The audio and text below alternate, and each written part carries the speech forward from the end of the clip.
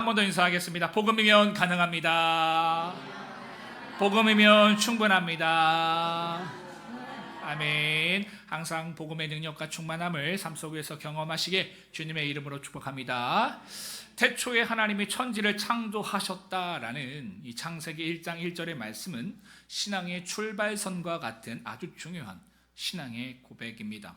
왜냐하면요, 이 말씀에 대한 믿음을 갖지 않고서는 신앙을 제대로 시작할 수 없기 때문입니다. 그러니까 창세기 1장 1절을 넘어서지 못하면 사실 그 이후의 성경은 다 이해가 되지 않는 겁니다. 그래서 굉장히 중요한 말씀이다라는 것이죠. 하나님이 창조주이시라는 고백, 이 세상의 시작이 하나님으로부터 시작되었고 그 하나님이 우리의 인생의 주인이시다라는 이 말씀이 지적인 동의를 넘어 나의 믿음으로 받아들여지지 않는다면요, 우리는 성경의 그 어떤 말씀도 하나님의 말씀으로 받아들일 수 없습니다. 제가 분명히 말씀드렸어요. 지적인 동의를 하는 것도 참 쉽지가 않은데 지적인 동의를 넘어서 이게 나에게 믿음이 되어야 된다는 겁니다. 이따가 이제 설교 끝날 때 여러분들이 물을 거예요. 하나님이 창조주 하나님을 믿으십니까? 아는 것과 믿는 것은 달라요. 왜냐하면 창조주 하나님을 내가 정말 믿는다면 우리 삶은 지금 같을 수가 없거든요. 그러니까 이와 같이 하나님께서 창조주 하나님이시다라는 것을 지적인 동의를 넘어서 믿음으로 받아들여질 때에 우리는 이 하나님의 말씀을 온전히 이해할 수 있다라는 겁니다. 그래서 태초에 하나님이 천지를 창조하셨다라는 창세기 1장 1절의 말씀은요, 신앙의 출발설과도 같은 이 아주 중요한 신앙의 고백이다라는 것이죠. 창세기 1장은요, 이스라엘 백성들에게 있어서 소중한 신앙의 고백이 담긴 말씀입니다. 여러분, 창세기 1장이요, 언제 최종적으로 지금 우리가 보고 있는 이 말씀의 형태로 정리되고 기록되었는지 아십니까? 성경 공부 많이 하신 분들은 아실 텐데 창세기가 언제 우리가 지금 보고 있는 말씀의 형태로 기록되었는가? 그것은요, 바벨론의 공격으로 이스라엘 국가가 멸망하고 이스라엘 백성들이 이 바벨론의 포로로 살아가고 있을 때에 이 창세기 1장이 최종적으로 정리되어 기록되었습니다. 그들은 그와 같은 고난과 시련 속에서 믿음으로 다음과 같은 신앙의 고백을 했던 거예요.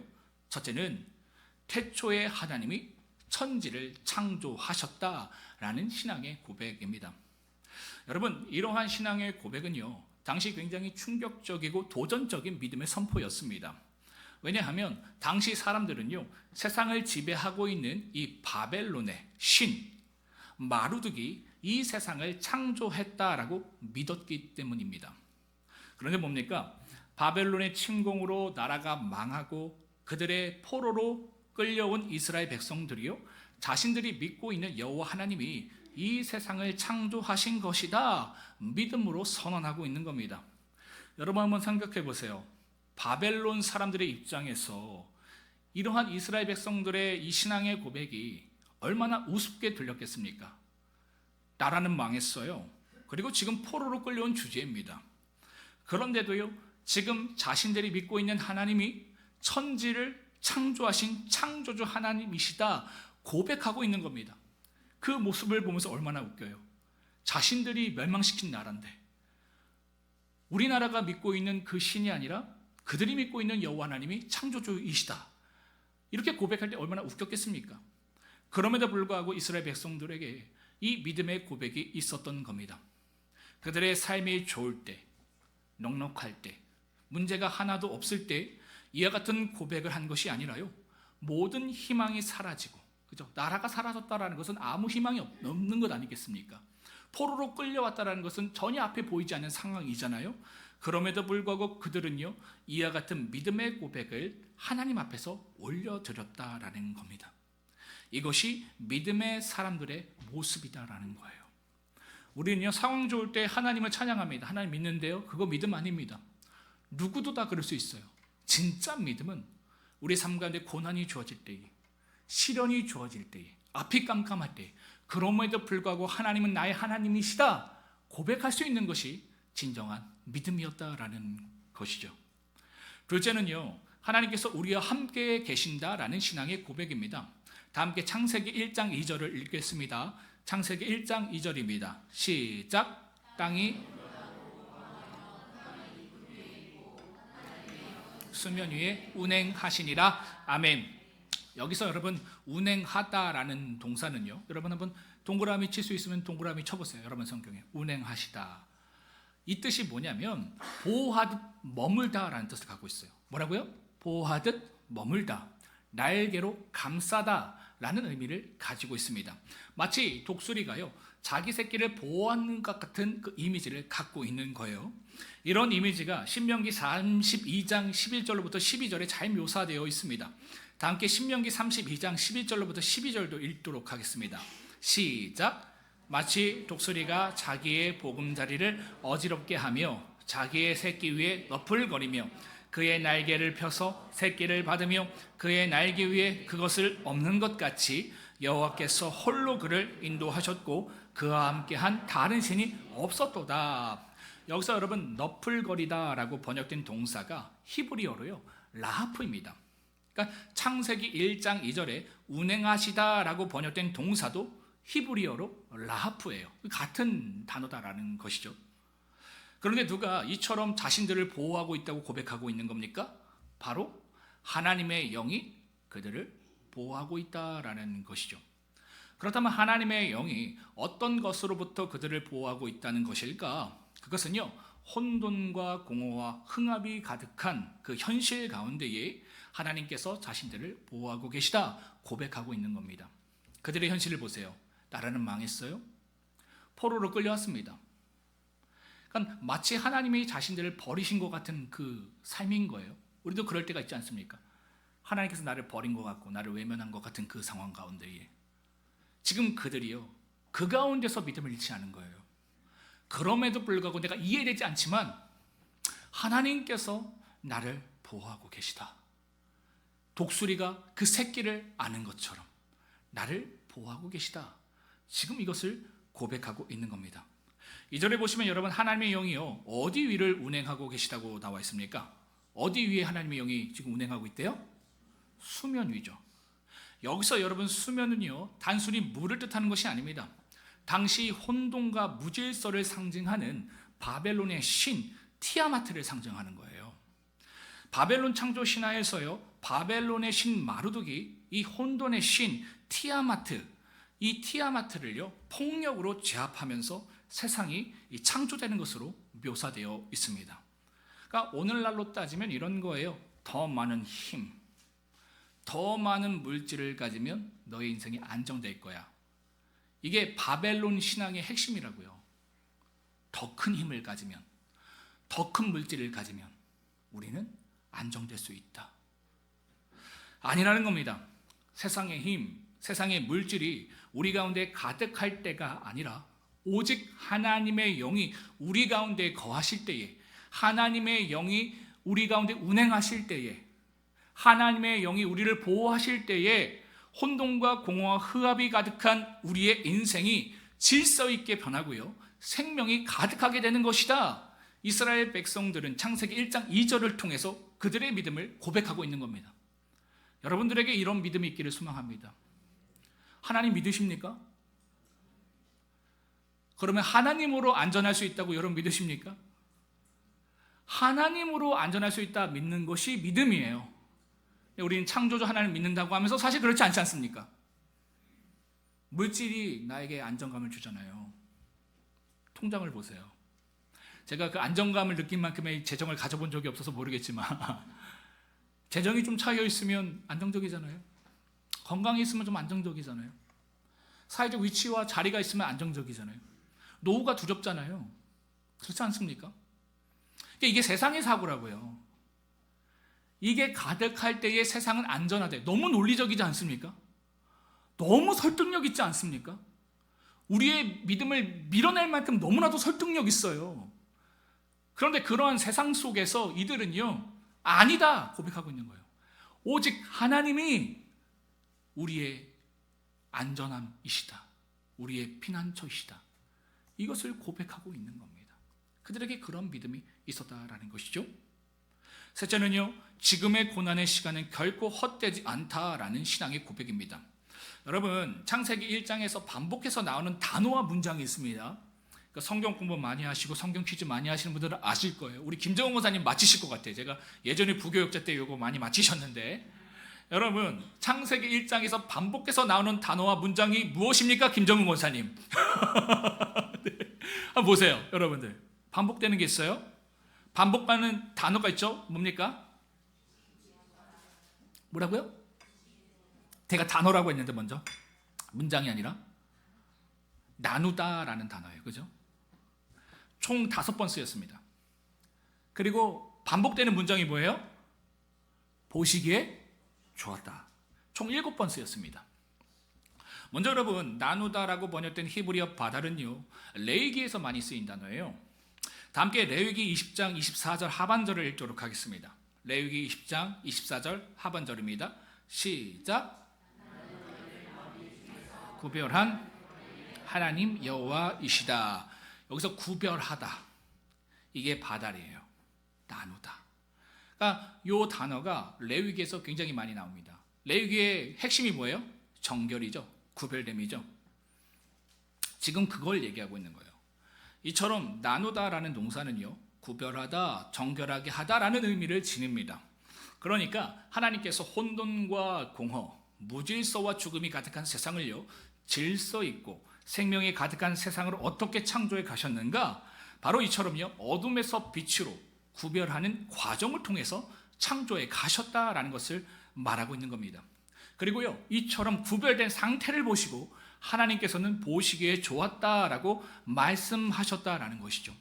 우리가 공부를 많이 하고 좋은 대학을 가고 좋은 직장을 갖고 세상에서 성공하고 부자가 돼서 그런 모습을 하나님께 나와서 예배하는 모습을 보고 하나님께서 보시기에 좋았더라라고 말하지 않으셨다라는 겁니다. 우리는 그런데 그런 것을 가지고 보시기에 좋았다, 보기 좋다라고 얘기하잖아요. 그죠? 좋다, 원더풀.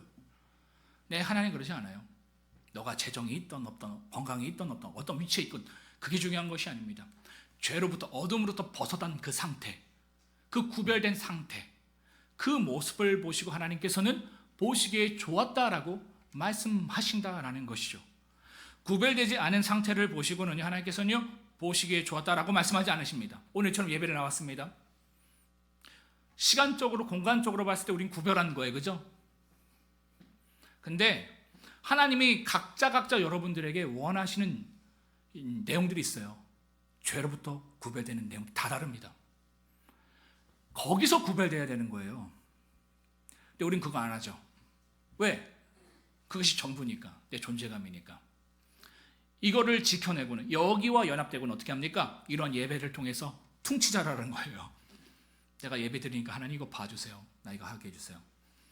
내가 봉사하니까, 내가 헌금하니까 이거 해주세요. 그거 아니라는 거예요. 그런 가운데 이렇게 나와 있어도요, 하나님 보시기에는 보시기에 좋지 않다라는 겁니다. 여러분 한번 볼까요? 8절을 보시면요, 하나님께서 둘째 날에는 보시기에 좋았다라고 말씀하지 않으십니다. 보세요. 다른 날에는 모두 보시기에 좋았다라고 말씀하셨거든요. 근데 둘째 날에만 그렇게 말씀하지 않으셨습니다. 왜일까요? 왜냐하면 완전하게 구별되지 않았기 때문입니다. 완전하게 나누어지지 않았기 때문이에요. 6절과 7절을 보시면요, 하나님께서 궁창의 물을 궁창 위의 물로, 또한 궁창 아래의 물로 나누셨습니다. 다 함께 6절로부터 7절을 읽도록 하겠습니다. 시작. 물과 물을 나누라 하시고 하나님이 궁창을 만드사 궁창 아래의 물과 궁창 위의 물로 나누게 하시니 그대로 되니라. 이처럼 하나님께서요, 궁창의 물을 위와 아래로 나누셨는데, 궁창 위의 물을 뭐라고 부르셨습니까? 8절을 보세요. 성경 8절을 보세요. 뭐라고 부르셨어요? 하늘이라고 부르셨어요. 그런데 문제는요, 궁창 아래의 물이 아주 완벽하게 나누어지지 않은 겁니다. 그래서요, 9절과 10절의 말씀처럼 궁창 아래의 물을 한 곳으로 모으시고 그 물을 뭐라고 말씀하시냐면 바다라고 말하십니다. 그리고 물이 모여 드러난 뭇을 땅이라고 명하신 거예요. 다 함께 9절로부터 10절을 읽도록 하겠습니다. 시작. 하나님이 이르시되 천하의 물이 한 곳으로 모이고 뭇이 드러나니라 하시니 그대로 되니라. 하나님이 뭇을 땅이라 부르시고 모인 물을 바다라 부르시니 하나님이 보시기에 좋았더라. 이렇게요 완벽하게 구별되고 나누어진 상태를 보시고 그제야 하나님께서요 보시기에 좋았다라고 말씀하십니다. 그러니까 이것을 통해서 우리는 무엇을 알 수 있습니까? 어둠과 죄로부터 구별된 상태가 하나님 보시기에 좋은 상태다라는 겁니다. 하나님께서는요 이스라엘 백성들에게 이처럼 구별될 시간을 허락해 주셨습니다. 참 하나님의 징계를 받기 전에 우리가 구별되면 참 좋은데 인간은 그런 존재가 아닌 것 같아요. 제가 늘 말씀드린 거 있잖아요. 여러분들 기도 제목 있으시죠? 어떠세요? 그거 다 이루어지시면 하나님께 더 가까이 나갈 것 같으십니까? 세상의 죄에서 멀어질 것 같으세요? 우린 그렇게 기도하잖아요. 요 문제만 해결되면, 그 재정만 채워지면, 우리 학생들 같으면 내가 그 대학 가면, 내가 그 직장만 들어가면, 내가 그 사람과만 결혼하면 어떠세요? 하나님과 더 가까워질 것 같으세요? 아닙니다. 여러분 다윗을 보세요. 믿음의 사람 다윗도요 자신이 원하는 것을 가졌을 때 어떻게 되었습니까? 하나님과 더 가까워졌습니까? 아니요. 죄를 졌잖아요. 죄를 졌잖아요. 가늠했잖아요. 솔로몬 보세요. 세상의 모든 것을 가졌습니다. 믿음을 가졌습니까? 하나님과 더 가까이 갔습니까? 아니죠. 여러분 그런데 우리는 놀랍게도요 내가 원하는 것을 가지면 우리는요 하나님과 더 가까워질 거라고 착각을 해요. 자꾸 그런 경우는요 진짜 거의 없어요. 희박해요. 오히려 우리의 것들을 빼낼 때에 우리는요 철저하게 그 죄로부터 구별될 수 있습니다. 그래서 하나님께서요 이스라엘 백성들에게 이 시간을 허락해 주신 겁니다. 이스라엘 여러분 왜 멸망하고 이스라엘 백성들이 왜 바벨론의 포로로 끌려갔습니까? 그들이요 죄와 연합했기 때문입니다. 세상이 죄와 하나 되었기 때문이에요. 그래서 하나님께서 그러한 죄로부터 구별될 수 있는 고난의 시간, 광야의 시간을 그들에게 허락하신 겁니다. 하나님께서 계속 돌아오라고 했거든요. 돌아와라, 돌아와라, 돌아와라. 그럼 내가 너희를 고치리라. 근데 돌아오지 않았습니다. 그래서 결국 어떻게 합니까? 이 징계 같은 시간들을 그들에게 허락하신 거예요. 그들을 죽이기 위해서요? 그들을 멸망시키기 위해서요? 아니요. 그들을 살리시기 위해서.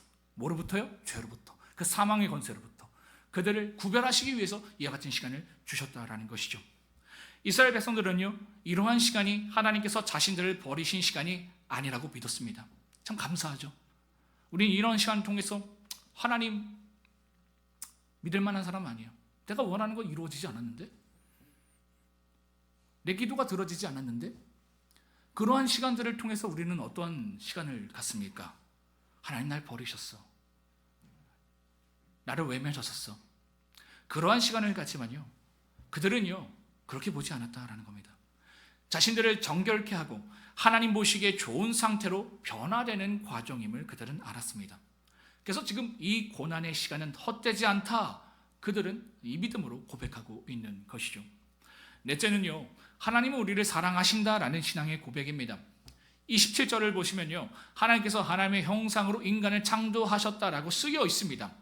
여러분 당시 이 고대 사회에서 인간은요 신의 노예였습니다. 그러니까 한마디로 무가치한 존재였어요. 근데 단 한 사람만 신의 형상으로 지음받았어요. 누구일까요? 왕입니다. 그래서 여러분 이집트 문헌을 보시면 이 파라오가 이집트의 왕이잖아요. 그 파라오를 뭐라고 얘기하냐면 태양의 신 라거든요. 라의 형상대로 창조되었다라고 나와 있어요. 그러니까 고대 근동 사회에서 이처럼 신의 형상으로 창조될 존재는 아주 특별한 존재예요. 그것이 아니면 다 무가치한 존재입니다. 그런데 하나님께서 특별한 사람만이 아니라 모든 인간을 하나님의 형상대로 창조하셨다라는 것은요 세상에 보기에 사랑받기 자격 없어 보이는 존재마저도 버려진 존재, 무가치한 존재가 아니라 사랑받기 합당한 존재, 가치 있는 존재임을 선포하고 있는 겁니다. 자신들이 그랬거든요. 세상에 보기에는 자격 없어 보였습니다. 아무것도 가진 것도 없고 소망도 없고 희망도 없는 겁니다. 보통 이러한 상태 가운데서 우리는 어떻게 생각합니까? 하나님께서 나를 버리셨다, 나를 사랑하지 않으신다 라고 우리는 고백하잖아요. 근데 그들은요 그럼에도 불구하고 하나님 나를 사랑하신다. 여러분 이러해 본 적 있으십니까? 이러한 고백이 여러분 얼마나 강력한지 아십니까? 내 인생이 절망 같아요. 아무것도 보이지 않아요. 근데 여러분 기도도 안 나와요. 저도 그런 시간이 있었거든요. 기도하러 왔는데 기도를 못 하겠는 거예요. 예전에는 유창하게 기도 많이 했어요. 방언도 하고 통변도 하고 1시간, 2시간씩 기도했어요. 기도가 안 나오는 거예요. 그래서 제가 1시간 동안 앉아있다가 결국은 비명을 지르고 나갔어요. 근데 제가 그건 했어요. 하나님, 그래도 하나님 나의 하나님입니다. 하나님 언제나 나의 하나님이십니다. 하나님 날 사랑하는 걸 믿습니다. 사랑처럼 느껴지지 않지만 사랑하심을 믿습니다. 이런 고백이 그들에게 있었다라는 것이죠. 이런 고백들이요, 혼돈과 공허와 흥압이 가득한 삶을 살아가고 있었던 이스라엘 백성들에게 있었던 겁니다. 태초에 하나님이 천지를 창조하셨다. 하나님께서 우리와 함께 계신다. 지금의 고난의 시간은 결코 헛되지 않다. 하나님은 우리를 사랑하신다. 이 고백들은요, 현실이 좋아졌기 때문에 나온 고백이 아닙니다. 상황이 바뀌어서 생겨난 믿음도 아닙니다. 오히려 모든 것이 무너진 자리에서 아무 희망도 보이지 않는 현실 가운데서 붙들었던 그들의 믿음의 고백이었다라는 것이죠. 우리는요, 착각해요. 내 상황이 좋아지면 이런 고백할 수 있을 거예요. 그거 진짜 고백 아니라니까요. 이처럼 소망이 전혀 보이지 않은 상황에서 이와 같이 고백할 수 있는 것이 진짜 신앙의 고백이다라는 것이죠. 그런데 놀라운 것은요, 이러한 그들의 믿음의 고백대로 결국 하나님께서 그들의 삶 속에 다시금 희망을 회복시켜 주셨다라는 겁니다. 포로의 시간은 끝났고 무너졌던 삶은 다시 세워졌으며 절망으로 가득했던 자리에서 하나님은 새로운 길을 열어주셨습니다. 그들의 이러한 믿음과 믿음의 고백이요, 혼돈과 공허가 넘치는 현실을 소망과 희망으로 바꾸었다라는 것이죠. 사랑하는 성도 여러분, 여러분은 어떠십니까?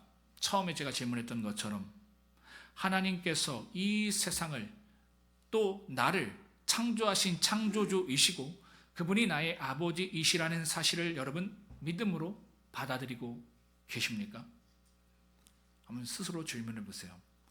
이 질문은요, 신앙에 있어서 너무나도 중요한 질문입니다. 왜냐하면 우리는 이 사실을 제대로 믿지 않으면서 마치 이것을 믿고 있다고 착각하는 경우가 많기 때문이에요. 여러분, 이 세상을 창조하신 하나님이 나의 하나님 되심을 믿는다면, 더 나아가 그분이 나의 아버지이심을 믿는다면 우리에게는 어떤 모습이 보여질까요? 한번 생각해 보세요. 우리는요, 창조주 하나님을 믿는다고 생각해요. 그분이 나의 아버지이심을 믿는다고 생각해요. 만약 믿는다면, 정말 그것을 믿는다면 어떤 모습이 우리에게 보여지겠느냐라는 겁니다. 지금처럼 여러분 문제 앞에서 절망하고 낙심할 수 있을까요? 창조주 하나님을 내가 믿는데, 문제보다 크신 하나님을 내가 믿고 있는데, 그분이 나의 아버지이신데, 그럼에도 불구하고 우리가 지금에 주어진 그 문제 가운데 절망하고 낙심할 수 있겠습니까? 지금처럼 무엇을 이루지 못하고 무엇을 갖지 못한 것 때문에 여러분 우리가 실망할 수 있습니까? 그럴 수 없습니다. 창조주 하나님을 내가 믿는다면, 그 아버지를 내가 정말 믿는다면 우리는요, 지금의 문제 가운데서 이처럼 반응할 수 없어요. 더 나아가 볼까요? 예수 그리스도를 우리가 믿는다면, 그 십자가의 사랑을 믿는다면 용서하지 못할 사람이 있습니까? 근데 우리 용서 못하잖아요. 근데 그 십자가의 사랑을 내가 믿는다고 고백하잖아요. 이게 우리의 현실인 겁니다. 믿는다고 생각해요. 그런데 이런 내용을 통해서 그렇지 않다라는 것이죠. 솔직하게 여러분 우리의 모습을 한번 들여다보자는 거예요. 창조주 하나님을 나의 아버지라고 믿는다고 말하면서요, 정작 삶 속에서는 어떻습니까? 작은 문제 앞에서 쉽게 흔들리고요, 작은 상처 앞에서 무너집니다. 그래서 이 질문이 우리에게 너무나도 중요한 겁니다. 이 창세기 1장 1절의 말씀, 나는 정말 창조주 하나님을 나의 아버지로 믿고 있는가? 여러분 어떠세요? 믿고 있으세요? 한번 고민해 보자고요. 정말 믿는 거냐고요? 십자가를 믿는 거냐고요? 영생을 믿는 거냐고요? 하나님 나라를 믿는 거냐고요? 하나님 나라를 믿는다면 어떡합니까? 오늘의 이 문제가 집착이 되겠습니까? 우린 영혼을 가진 자들이에요. 집착하잖아요. 믿고 있는 것 맞냐는 겁니다. 그리고 믿는다면 얼마나 믿고 있는가? 여러분, 이 믿음은요, 우리가 공부를 많이 하고 열심히 노력한다고 해서 얻어지는 것이 아닙니다. 하나님의 은혜로 선물처럼 주어지는 거예요. 여러분, 하나님은 믿음을 주시기 위해서 우리를 먼저 찾아오시는 분이십니다. 우리가 하나님을 먼저 찾아간 것이 아니라요, 하나님께서 먼저 우리를 찾아오신 겁니다. 내가 찾아간 것 같은데 사실 하나님께서 나에게 먼저 찾아오셨고 기다리고 계신 거예요. 제가 저번 시간에 말씀드렸던 것처럼 어떤 모양이든 여러분들 이 더본교에 오셨습니다. 내가 찾아온 것 같잖아요. 아니에요. 어떠한 모양이 됐건 하나님이 여러분을 이미 찾아오신 거예요. 그리고 여러분들을 기다리고 계신 거예요. 이곳에서 여러분들에게 값진 믿음을 주시기 위해서 기다리고 계시는 겁니다. 그런데 문제가 있습니다. 어떤 문제라고 했죠? 바로 우리의 생각과 감정의 틀, 과거의 아픔과 상처에 갇힌 채에 이미 우리를 찾아오신 그 하나님을 만나지 못하고 있다라는 겁니다. 하나님께 문제가 있는 것이 아닙니다. 나에게 문제가 있는 거예요. 하나님은 나를 만나주시기를 원해요. 이 값진 믿음을 갖기를 원합니다. 그래서 우리의 삶 가운데의 풍요로움, 그 아름다움을 누리기를 원하세요. 그런데 그 하나님을 내가 거부하고 있는 겁니다. 내 생각과 내 감정의 틀에 갇혀서 과거의 아픔과 상처에 갇힌 채 이미 나를 찾아오신 그 하나님을 우리는 거부하고 있다라는 것이죠. 그렇다면 우리는 무엇을 해야 하는 겁니까? 하나님을 하나님으로 받아들이지 못하는 나의 생각과 감정의 틀을 내려놓아야 합니다. 나로 하나님을 하나님으로 받아들이지 못하게 하는 과거의 아픔과 상처 가운데 있는 내 마음을 하나님께 여는 겁니다. 이것만 하면 되는 겁니다. 그러면 우리는요, 우리를 찾아오신 그 하나님을 만날 수 있고 그 만남을 통해서 우리는 믿음을 가질 수 있다라는 것이죠. 이스라엘 백성들에게 이게 있었던 겁니다. 고난 가운데에 자신의 생각, 자신의 계산, 자신의 방식, 자신의 감정의 틀, 이 모든 것들이 다 떨어져 나간 거예요. 그리고 그 주체할 수 없는 아픔과 상처를 내가 끌어안고 나가는 것이 아니라 그 창조주 하나님께 열은 겁니다. 내 마음이 연 겁니다. 그때 하나님께서 그들에게 믿음 주시고 그 모든 고난을 이길 수 있는 그 힘과 능력을 부어주셨다라는 것이죠. 여러분들에게 이러한 믿음이 있기를 축복합니다. 그리하여서요, 이스라엘 백성들이 인생에서 경험했던 것처럼 고난 가운데서도 하나님께서 나를 위해서 일하시는 그 하나님의 은혜와 축복을 여러분들의 삶 속에서 풍성히 누려가기를 주님의 이름으로 축복합니다.